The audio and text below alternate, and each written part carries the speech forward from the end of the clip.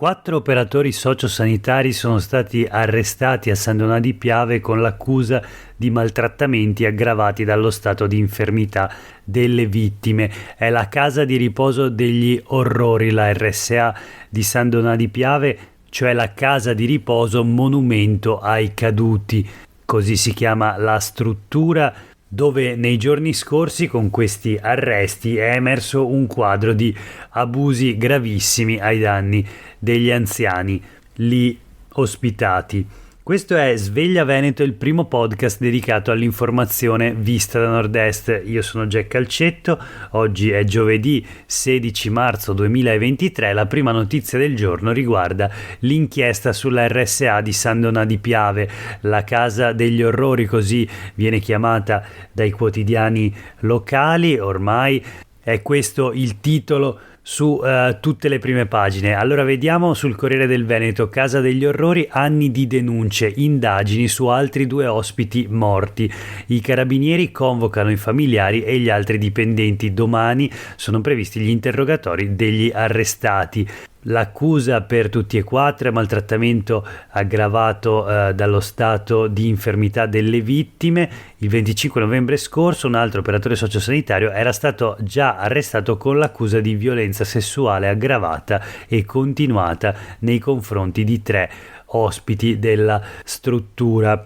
Quindi i carabinieri di Venezia stanno raccogliendo a tappeto le testimonianze dei familiari degli ospiti della casa di riposo monumento ai caduti di San Donà di Piave, ma anche quelle di altri operatori che sulla base delle intercettazioni ambientali potrebbero aiutare gli inquirenti a raccogliere elementi ulteriori sulle violenze e i maltrattamenti avvenuti nella struttura. L'ipotesi è infatti che lo spaccato emerso dai video, con numerosi episodi in un solo mese, potesse durare in realtà da ben più tempo. Nel capo di imputazione che martedì ha portato all'arresto dei 4 operatori sociosanitari si dice infatti che i maltrattamenti duravano dal 2019, perché nella querela presentata dalla figlia di una ultra novantenne a inizio settembre lei affermava che già un paio di mesi prima dello scoppio della pandemia da coronavirus aveva notato delle escoriazioni alle gambe con perdita di sangue. Segnalazioni erano state fatte in passato da altri familiari e anche dagli operatori.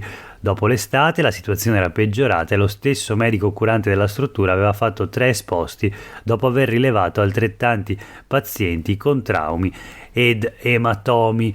L'articolo di Alberto Zorzi sul Corriere del Veneto di oggi. Corriere del Veneto che racconta anche la rabbia dei familiari che ieri si sono riuniti in assemblea e chiedono perché aspettare tanto per arrivare agli arresti. C'è già chi porta via i genitori dalla struttura. Il direttore della RSA risponde alle famiglie e dice: servivano prove solide o sarebbe stato tutto inutile. Ma i familiari non ci stanno, dicono: le nostre segnalazioni sono rimaste inascoltate, ci dicevano se non vi comoda andate da un'altra parte. Insomma, accuse molto gravi a fronte naturalmente di una situazione molto grave.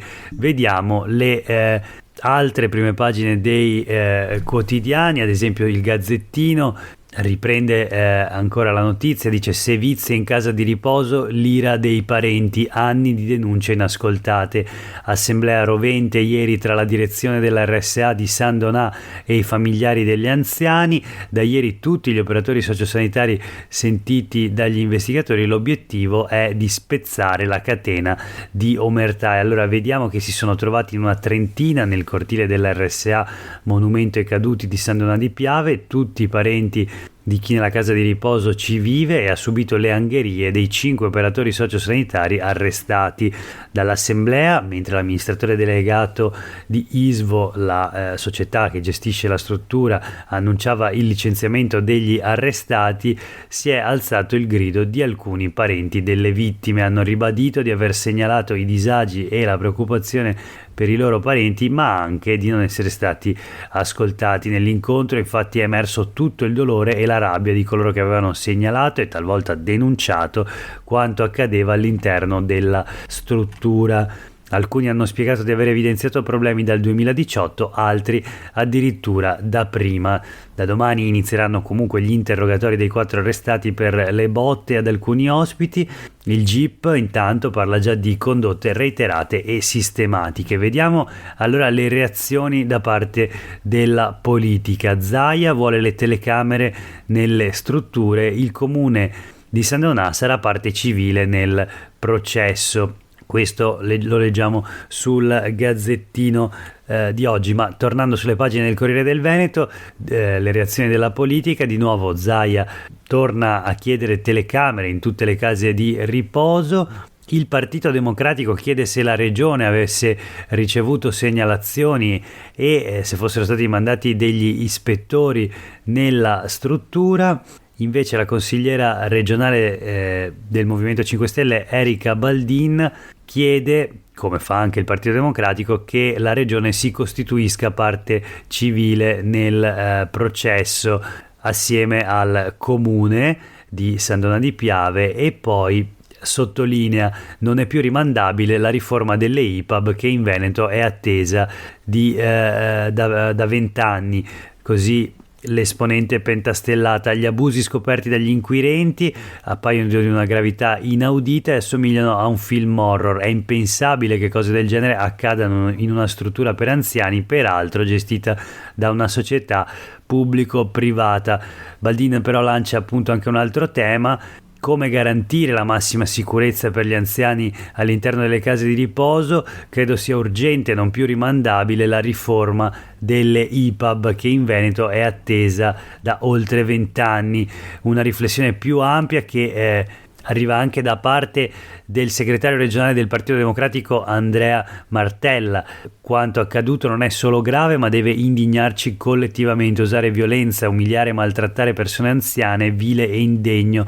Ma c'è anche una considerazione più politica che va fatta. Il tema dell'assistenza alle persone anziane necessita di un ripensamento, perché bisogna creare una rete di protezione sociale in grado di farsi carico dell'invecchiamento, tutelando innanzitutto la dignità della persona. Per questo Martella chiede di accendere un faro sulla condizione degli anziani in regione. Vanno utilizzate tutte le risorse disponibili, anche quelle legate al PNRR, per migliorare la rete dei servizi e l'assistenza. Questo per quanto riguarda la casa di riposo degli orrori di San Donà di Piave. Voltiamo pagina, proseguiamo la rassegna stampa di oggi, in realtà con poche notizie flash. La prima sulle pagine dei quotidiani del gruppo Gedi. Il comune di Marcon ha negato la proiezione di Roma città aperta, rifiutando il patrocinio del comune appunto per questa iniziativa. Era l'ANPI, l'Associazione Nazionale dei Partigiani Italiani, che ha organizzato la proiezione del capolavoro. È il secondo caso dopo la vicenda di Tina Anselmi. Infatti è di pochi mesi fa la battaglia ingaggiata con il consiglio di istituto della scuola Malipiero di Marcona, appunto, che ha voluto, nonostante il comune si sia messo di traverso in tutti i modi, intitolare il plesso alla staffetta partigiana Tina Anselmi, deputata della Democrazia Cristiana, prima donna ministro, presidente della commissione parlamentare d'inchiesta sulla P2. Il sindaco e la sua maggioranza avrebbero infatti preferito intitolarla a Piero Angela, e quindi non è il primo inciampo di questo tipo per il comune alle porte di Venezia. Ma tornando al caso di oggi, ad essere veramente scandalosa è la motivazione con cui il comune di Marcon ha detto no al patrocinio della proiezione di Roma città aperta, ovvero quello che si trova in un virgolettato nel titolo dei quotidiani del gruppo Gedi: il film non sarebbe in linea con il programma di mandato. Insomma, uno dei film più importanti del neorealismo italiano, capolavoro del maestro Rossellini, con Anna Magnani nel ruolo della popolana Pina che muore sotto i colpi delle raffiche di mitra, una scena che tutti ricordiamo perché è entrata nella storia del cinema. Eppure, secondo il comune di Marcon, la proiezione del film Roma città aperta in questo momento non è in linea con il programma culturale di mandato, quindi no al patrocinio della proiezione organizzata dall'ANPI. le opposizioni a Marcon naturalmente sono sul piede di guerra. Inutile dire che la giunta che governa il comune alle porte di Venezia ha i colori del centrodestra ed è guidata da tale Matteo Romanello, ex leghista, ora vicino a Fratelli d'Italia. Ma noi voltiamo pagina e ci occupiamo invece ancora una volta di borse di studio, di diritto allo studio. Nessuna garanzia sulla copertura delle borse di studio universitarie per l'anno accademico in corso. Lo dice Erika Baldin del Movimento 5 Stelle che ha interrogato la giunta regionale e, stando all'assessora Donazzana, sarebbe compito dello Stato, dice la consigliera Pentastellata, intervenire con ulteriori risorse finanziarie.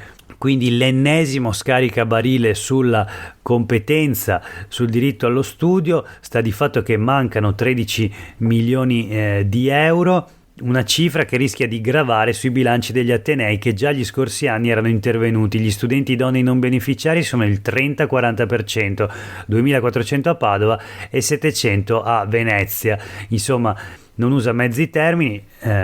Erika Baldin parla del solito vergognoso scaricabarile della destra che governa a Roma e in Veneto e non si mette d'accordo o fa finta di non mettersi d'accordo su quali siano le reali competenze, chi debba trovare queste risorse che naturalmente servono per pagare la borsa di studio non a tutti gli studenti iscritti all'università, ma a coloro i quali ne hanno diritto, hanno partecipato a un bando, hanno tutti i requisiti e sono assegnatari di una borsa che però non gli viene erogata proprio in questo momento. Concludiamo la rassegna stampa di oggi con l'ultima notizia, riguarda la siccità, le prime reazioni all'ordinanza di Zaia anti-siccità. L'opposizione in Consiglio regionale con i consiglieri democratici del Partito Democratico, Andrea Zanoni e Anna Maria Bigon, parlano di aria fritta, zero finanziamenti.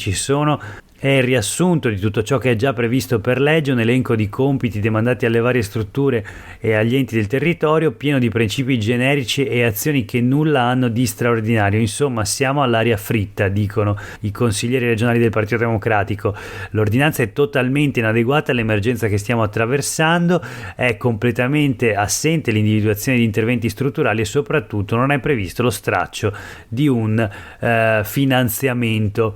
Nulla di imperativo, nulla di diretto, tutto da definire e circoscrivere. Ci chiediamo cosa possa servire un'ordinanza di questo genere se non a camuffare la totale incapacità di Zaia ad affrontare in modo concreto un problema che dal 2015 è divenuto sempre più gigantesco. Queste le parole dell'opposizione in Consiglio regionale che attacca l'ordinanza di Zaia contro la siccità, di cui abbiamo parlato nella puntata di ieri. Per oggi è davvero tutto, grazie per aver ascoltato anche oggi Sveglia Veneto. A tutte e tutti voi una buona giornata.